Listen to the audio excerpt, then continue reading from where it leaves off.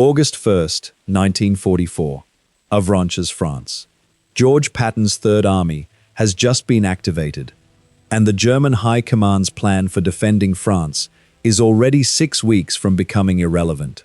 The activation order reaches Patton's headquarters at Brehal at 1200 hours on August 1, and within 90 minutes the Third Army's first operational orders are moving down the command chain to the 4 corps that Patton has been waiting since June to unleash, moving at the speed of a headquarters whose operational planning has been complete for weeks and whose staff has been briefed on the plan at a level of detail that allows the translation of command authority into operational order to proceed without the clarification and verification process that a planning staff encountering its operational plan for the first time requires. The orders are specific. The routes are assigned. The coordination with the First Army's right flank is established. The air support coordination with ex-Tactical Air Command under General Elwood Quesada is in place. The traffic management plan for the Avranches bottleneck, the single road through the town at the base of the Cotentin Peninsula, through which the Third Army must pass on its way to its operational area, has been worked out to the level of vehicle type and time-distance spacing that prevents the bottleneck from becoming the halt that the bottleneck's geometry might otherwise produce. The Third Army's order of battle at activation is formidable. Approximately 300,000 men, 400 tanks, 4,500 guns and howitzers, 80,000 vehicles of every type, from M4 Sherman tanks to the jeeps that carry Patton himself, from one end of his 50-mile front to the other, directing the advance with the personal command energy that his career has been building toward this specific moment for 30 years. The timing matters in the specific way that timing always matters in armored exploitation. The Cobra breakout that 7th Corps has been executing since July 25 has opened a gap in the German defensive line at Avranches that is currently approximately 20 miles wide, and through which the Third Army's armor can move before the German High Command can organize the counter-concentration that would close it. The gap is open now, opened by the 7th Corps' Operation Cobra, by the bombardment that has reduced Panzer Lehr Division to 30% of its combat strength in 3 hours, by the American armor that has been exploiting the bombardment's effects for 6 days, and that has pushed the gap from its original 3-mile width to a 20-mile opening that the Third Army's 4 corps can fan out through in the advance pattern that Patton's planning has prescribed. The road through it is clear now, cleared by the 1st Infantry Division and the 30th Infantry Division and the armored spearheads of 7th Corps that have been doing the most difficult work of the breakout, the work of fighting through the defenders rather than around them, the work that makes the exploitation possible. In 48 hours, the German army in France will have the organizational clarity to begin the reconstitution of a defensive line that the Third Army will be required to fight through rather than around. If the Third Army gives the German army 48 hours, in 96 hours, the advantage will be significantly reduced by the German reserve divisions, whose movement orders Kluge has already been issuing, and whose arrival at blocking positions east of Avranches, the movement calculation says, will begin in approximately 4 days. In a week, if the Third Army is still organizing rather than moving, the operational opportunity that the Cobra breakout has created will be partially closed by the specific and professional competence of the German army's ability to reconstitute a coherent defensive position from the fragments of the formations that the Bocage fighting has been destroying. Patton is not organizing, he is moving.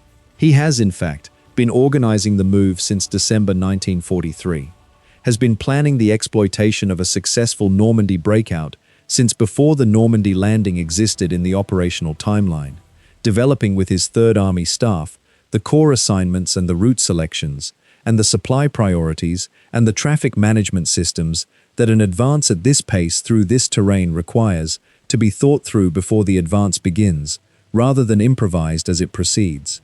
He has been sitting in England through the Normandy campaign's grinding attritional phase, the 6 weeks since the landing in which the British and American forces in the bridgehead have been fighting through the Norman bocage at a rate of advance whose daily gain is measured in hundreds of yards rather than in miles. With the specific and barely contained impatience of a commander who has been preparing for an operational opportunity that the Bocage's defensive character has been preventing him from employing. The opportunity has arrived with the Cobra breakout. The preparation has already been done. He has simply been waiting for the command authority that August 1, 1944 has now provided to allow the organized move to become an operational advance. The Third Army moves at 13:30 hours on August 1st, and the first operational reports of the move reaching 12 Army Group headquarters at Bradley's command post describe a pace that the Army Group staff finds remarkable, even by the standards of the rapid advance that the Cobra breakout has been producing in the preceding week. The first day of Third Army operations produces advances of 15 to 20 miles on multiple corps axes simultaneously. The operational map at Third Army headquarters, which Patton is reviewing at his command post in his battle-scarred Chevrolet command car late on August 1st, shows the arrow symbols of the advancing corps spreading east and southwest from the Avranches funnel in exactly the fan pattern that his planning has been designed to produce. The advance that German defensive planning had projected would require 6 months of Allied operational preparation to achieve has begun. The German High Command's estimate of the timeline for Allied advance through France, the planning assumption that has been governing OB West's defensive preparation since before the Normandy landing, is built on the specific and reasonable military logic of the defensive advantages that France's geography and infrastructure provide to a defender who has had 4 years to organize them. The Atlantic Wall, the fortified Channel coast, the inland reserve positions, the river lines of the Seine and the Somme and the Rhine. These are the specific geographical features that the German defensive planning has been using to project how long an Allied force, emerging from a successfully defended Normandy bridgehead, would require to reach the German border. The projection has been developed by professional military planners, using the best available methodology for calculating what a military force of a given size can achieve per day of advance against a given level of resistance in the specific terrain and infrastructure conditions of northern France. The calculation produces timelines in the range of 4 to 6 months for an Allied force advancing from a successfully established bridgehead to reach the German border. The specific elements of the calculation are the elements of military logistics and operational planning that govern every large-scale advance. The time required to build supply dumps forward after each advance. The time required to allow exhausted formations to recover their combat effectiveness. The time required to coordinate the movement of multiple corps on road networks, whose capacity is the limiting constraint of simultaneous multi-division advance. And the time required to reduce the German defensive positions that the interior of France provides, the river lines, the fortified cities, the road junctions whose control allows small German forces to delay large Allied advances by the systematic application of the defender's terrain advantage. All of these factors are real. All of them produce the delays that military planning estimates when it calculates the timeline for advance through contested territory. The calculation is correct for the kind of advance that Allied operational planning, following the conventional logic of methodical advance against organized resistance, had projected for the French interior phase. It is wrong, spectacularly, historically wrong, about the kind of advance that George Patton is about to conduct. The German calculation has been made correctly for the kind of war the German military has been fighting and has been designed to fight since 1939. A war in which the operational pace is governed by the governing constraints that all professional military planning treats as fixed: the logistics, the coordination, the rest requirements, the staff work, the friction of movement that slows every large formation to the pace that the slowest essential component can maintain. These constraints are real. They produce the timelines that professional military planning has established as the standards for estimating what a force of a given size can achieve in a given period in given conditions. The Third Army's August advance violates the standards, not because Patton has discovered some military technology or operational technique that previous commanders have not had access to, but because Patton is willing to accept a level of organizational risk. The risk of outrunning the supply chain, of advancing farther and faster than the staff coordination permits, of committing formations to objectives without the methodical preparation that doctrine prescribes as the minimum for avoiding unnecessary casualties, that the professional military planning process treats as impermissible rather than as a decision whose risk-benefit calculation depends on the specific operational opportunity available. The difference between the German estimate and the actual outcome is not primarily a difference in the military forces on either side. It is a difference in the speed at which one commander's operational intention has been translated into movement, and the speed at which that movement has been sustained against the friction of logistics and organization and enemy resistance that every advance encounters, and that every military planning assumption treats as the governing constraint on how fast an advance can go. August 3, 1944. Rennes, Brittany. The 4th Armored Division under Major General John Wood is driving southwest, the wrong direction, in the opinion of Wood himself, who has been arguing with his corps commander about whether his armor should be driving southwest into Brittany or northeast toward Paris. Wood is right about Paris. Patton knows Wood is right about Paris.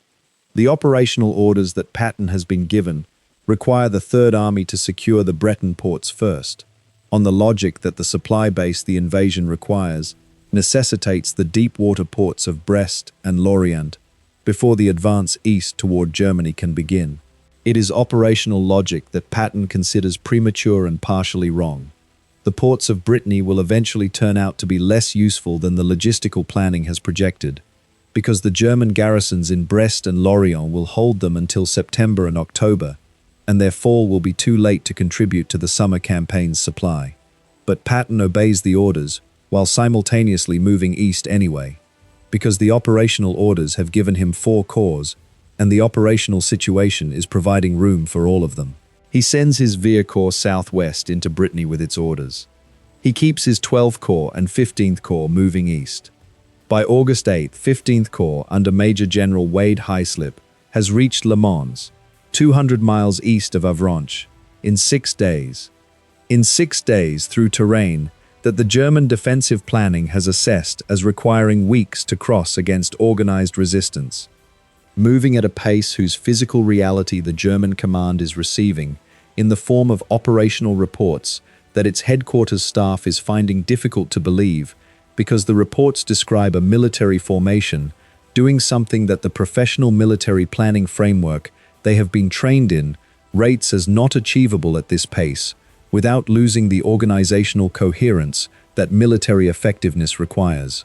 The men of the 5th Armored Division who are covering the ground between Avranches and Le Mans are covering it in vehicles that are running without the maintenance intervals that Army regulations prescribe, on fuel that is being pushed forward by truck convoys whose drivers are working 18-hour days, supported by artillery that has been moving so fast that the ammunition supply is running at the minimum adequate level rather than the comfortable level that doctrine prescribes. They are not in parade ground condition. They are in combat condition, which means they are effective, and they are moving, and they are covering 30 miles a day. And the organizational coherence that professional military planning rates as not achievable at this pace is present because the command system at every level, from corps to platoon, is driving it forward, rather than managing it toward the halt that the standard maintenance and rest requirements would otherwise produce. The German High Command's defensive timeline has already been rendered obsolete by the distance. The near failure in the August advance, the operational development that comes closest to interrupting the momentum that has turned the German defensive plan's 6-month timeline into a fantasy, is the fuel situation. The Third Army is consuming fuel at a rate that the supply system supporting it from the Normandy beaches was designed for an army advancing at the pace that the German defensive planning had projected would be adequate for the operational situation. The fuel depot system has been laid out for an army advancing at 5 to 10 miles per day against organized resistance, with a supply chain whose distance from the depot to the forward units is increasing at the rate that 5 to 10 miles per day produces. The Third Army is advancing at 20 to 30 miles per day on good days, which means the distance from the depot to the forward units is increasing at twice to 3 times the rate that the supply chain planning has projected. And the trucks that are carrying fuel from the depots to the forward units are consuming fuel proportional to the distance they are driving, rather than proportional to the fuel they are delivering. On August 17th, the 4th Armored Division under Major General John Wood, the division that General Patton has called the best armored division in the world, and whose commander's aggressive advocacy for the Eastern Advance has been pushing the pace of the entire Third Army's movement at every opportunity that the operational situation has allowed, finds itself on the outskirts of Chartres, with fuel for approximately 60 additional miles of movement. The fuel situation is the same across the Third Army. The forward units have consumed the fuel carried in their vehicles' tanks, and in the fuel trucks that have been following them from the forward dumps. And the forward dumps are themselves running low, because the trucks that supply them from the Normandy beaches are covering distances that the supply chain's truck day calculation did not project as the standard operating range. The Red Ball Express is carrying the operational load of an advance that has exceeded its design parameters. The circuit is the most heavily loaded military trucking operation in history, and it is visibly approaching the limits of what it can sustain at the pace the advance is demanding. The forward units need fuel. The fuel is in Normandy. The distance between Normandy and the forward units is increasing by 20 miles per day. Patton's response to the fuel situation is the response of a commander who has been managing the operational logistics of a high-speed advance for 3 weeks, and who has developed the specific and pragmatic approach to the fuel problem that the situation has required. He strips fuel from the units whose operational missions are less critical to the advance's momentum, the supply formations, the rear area security units, the less mobile infantry divisions that are following the armored spearheads, and allocates it to the armored divisions whose forward movement is the advance's engine. He pushes the Red Ball Express trucks, the 6,000 vehicles of the one-way highway circuit that the Transportation Corps has established between the Normandy beaches and the advancing front, whose drivers are working 18-hour days, and whose mechanical breakdown rate is consuming 30% of the fleet's vehicle strength in the advance's first 2 weeks, as hard as the trucks and their drivers can be pushed, without the circuit collapsing entirely. He signs waivers for the fuel consumption reporting requirements that normal Army logistical management prescribes, because the reporting requirements assume a rate of forward movement that produces enough time between movement and report for the reporting to be useful, and the reporting is not useful when the forward units are 20 miles farther east than they were when the report was filed. The advance continues. August 19, 1944. The Seine River, north of Paris. 15th Corps has reached the Seine at Mons-Gassicourt, cutting the German 7th Army's retreat route and beginning the envelopment that will produce the Falaise pocket. The German units that are trying to escape from the Normandy fighting to the east, the remnants of the 7th Army and elements of the 5th Panzer Army, retreating along the roads of Normandy toward the Seine crossings that represent the escape route from the pocket that is forming around them, find the Seine bank, north of Mons-Gassicourt, occupied by American forces, that the operational planning projected would not be in this position for another 3 to 4 weeks. The specific and visceral consequence of arriving at the Seine to find it already in American hands is the consequence that General Sepp Dietrich of the ISS Panzer Corps documents in his post-war account. His formations, which have been retreating on schedule with the German command's projected timeline in mind, have arrived at the Seine crossing points to find them either demolished or in American hands. And the response of the German formations to this specific and devastating finding, that the retreat is too late, that the Americans are already here, that the timeline that the retreat has been based on is wrong, in the way that timelines projected against an opponent operating on a different clock are wrong, is the response of men who have been outmaneuvered in the most fundamental operational sense, the sense of arriving at the objective to find the opponent already there. The speed of 16th Corps' advance has caught the German formations in exactly the trap that Patton's operational plan has been designed to create. The German forces in Normandy are between Montgomery's forces pressing from the north and Patton's forces arriving from the south, before the German command has been able to organize the withdrawal that the Normandy position's collapse requires.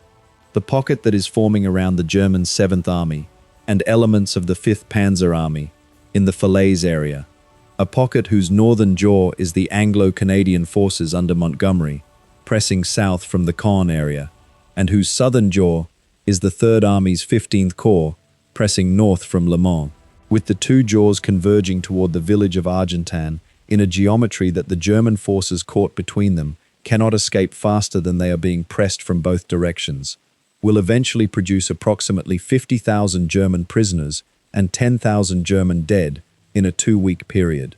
The roads inside the pocket in the final days before the gap at Falaise is closed are described in the accounts of the men who saw them as scenes without precedent in the Western theatre.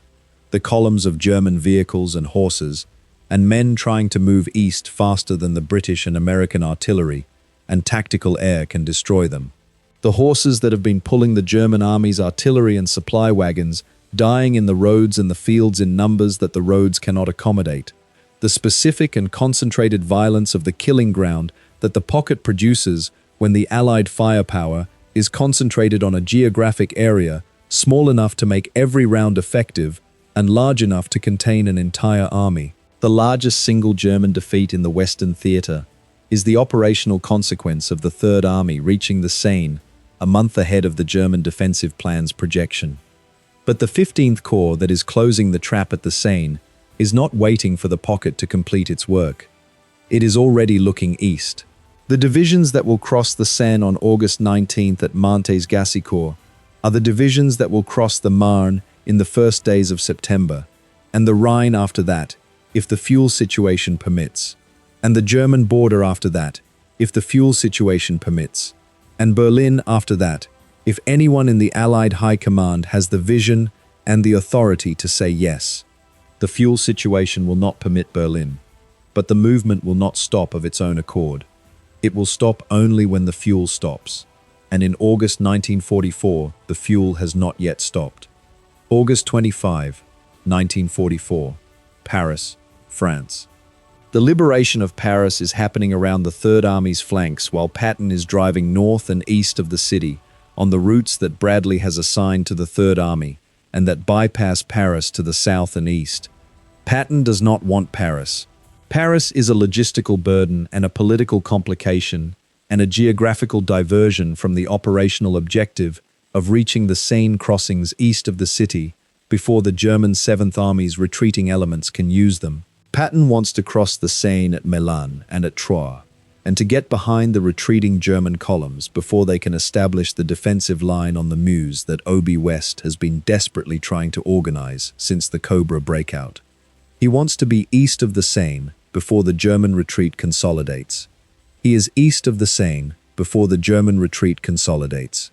While the 2nd French Armored Division is accepting the German garrison's surrender in Paris, and the French crowds are flooding the streets of the city they have not controlled since June 1940, in an expression of liberation that the cameras of the world's press are recording as the most emotionally significant image of the entire Western European campaign. 12th Corps is crossing the Seine at Montereau and driving east toward the Marne, 60 miles beyond the river that German defensive planning had projected as a significant defensive obstacle. The Seine crossing at Montereau is not a contested crossing, in the sense that the German defensive planning has envisioned the Seine line as a contested obstacle. There are German units on the river's east bank, but they are units in the process of retreating, not units in the process of defending. And the distinction between retreating and defending is the distinction between a force that can make an assault crossing costly and a force that cannot stop it. The 35th Infantry Division's lead regiment crosses the Seine in rubber assault boats at 0400 hours on August 25th, against sporadic fire that does not develop into the organized resistance that a defended river line produces, because the German units on the east bank have received the order to withdraw before the crossing begins and are in the process of executing the withdrawal when the 35th Infantry's boats push off from the west bank. The obstacle has lasted 2 days. September 1, 1944, Verdun, France. The 12th Corps has reached Verdun, the city on the Meuse River that consumed 300,000 French and German lives in 10 months of the First World War's most terrible battle, in a movement from the Normandy beaches that has covered approximately 400 miles in 30 days. The German garrison at Verdun has not had time to organize the kind of defense that the city's physical geography and its defensive fortifications would have permitted with more preparation time. The Third Army's speed has denied the garrison the preparation time. The 5th Infantry Division's lead elements crossed the Meuse at Verdun on September 1 without the concentrated fire of a prepared German defense, because the prepared German defense has not had enough time to be prepared. 2 miles east of Verdun, the 90th Infantry Division's reconnaissance elements are reporting that they can see the beginning of the Siegfried Line, the German border fortifications, in the distance. They are 22 miles from Germany. The Third Army has crossed France in 30 days, from Avranches to Verdun, from the threshold of Brittany to the banks of the Meuse and the edge of the German border, in the time that the German defensive plan projected would be required to move from Avranches to Paris. Paris is 180 miles east of Avranches. Verdun is 330 miles east of Avranches. In 30 days, the Third Army has covered the distance that the German defensive planning had allocated approximately 5 months to contest. On September 1, Major General Walton Walker's 20th Corps is at Verdun and looking east. Major General Eddy's 12th Corps is at Nancy and looking east. Major General Heislip's 15th Corps is at the Moselle River crossings. The 4 corps of the Third Army are strung across the width of France, 600 miles of front, if the positions were straightened to a line, in positions that the German defensive planning had assigned to the Allied forces' positions in the spring of 1945. The German High Command's 6-month timeline has been exceeded by approximately 5 months and 20 days. The legacy of the Third Army's 6-week advance across France is visible in the German operational records that the post-war military history projects have preserved.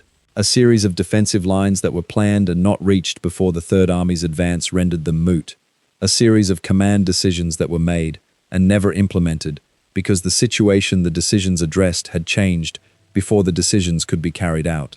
A series of defensive positions whose preparation was begun and abandoned because the Third Army arrived before the preparation was complete. The German defensive plan for France was not a bad plan by the standards of military planning that assumed the Allied advance would proceed at the pace that conventional military operations in contested terrain produce. It was a plan for a different war than the one that began on August 1, 1944, at 13:30 hours, when Patton's first operational orders went down the command chain. The different war, the war that Patton was willing to fight, the war of movement at the speed that the operational situation's maximum exploitable momentum permitted, rather than at the speed that the supply chain planning and the troop rest requirements and the command coordination and the traffic management and all the other governing constraints of large-scale military operations prescribe as the standard, was a war for which the German defensive plan had no adequate response because the plan's timeline was calibrated to the standard and Patton was not operating to the standard. The Red Ball Express drivers who pushed their trucks 20 hours a day on the Normandy road network to keep the advance's fuel supply moving, the African-American soldiers of the Transportation Corps who constituted the majority of the Red Ball's drivers and whose specific and documented contribution to the Third Army's advance has been one of the most consistently under-recognized achievements of the campaign, were not operating to the standard. The 12th Corps soldiers who were marching or riding 30 miles a day for days at a time, without the prescribed rest periods, in summer heat that the Normandy landings planners had projected as a mild European summer, and that the actual August of 1944 has been producing as something considerably more demanding, were not operating to the standard. The staff officers who were converting operational orders to movement orders and movement orders to operational realities in hours rather than days were not operating to the standard. The standard assumed the advance would take 6 months. The advance took 6 weeks. The difference between 6 months and 6 weeks is the difference between a war that continues through the winter and spring of 1945 and a war that might have ended in the autumn of 1944 if the fuel that was redirected to Market Garden in September had been given instead to the Third Army, whose advance had not yet been stopped by anything except the fuel shortage. The war did not end in the autumn of 1944. The fuel decision made that impossible, made it impossible in the specific and well-documented way that the September 1944 supply allocation redirected fuel from the Third Army's advance to support Market Garden, giving the German defensive position the interval of organizational recovery that the Third Army's pace had been denying it, and allowing the Siegfried Line defenses to be manned by the formations that the Third Army's continued advance would have left behind. Whether an unlimited continuation of the Third Army's August pace would have produced the specific operational outcome of crossing the Rhine and reaching Germany's industrial heartland before winter is a question that military historians have been debating for 80 years without resolution, because the supply chain's capacity at that distance and that pace is itself a contested question. What is not contested is that the September fuel decision ended the August advance's strategic momentum, and that the momentum ended at a point where it had not yet produced the decisive strategic outcome that the advance's rate had been making appear achievable. But the 6 weeks in which Patton crossed France remain the proof of what was possible.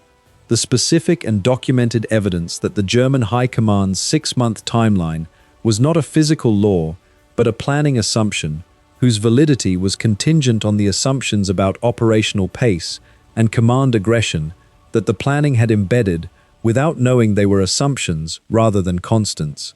The physical fact of the advance is not disputed.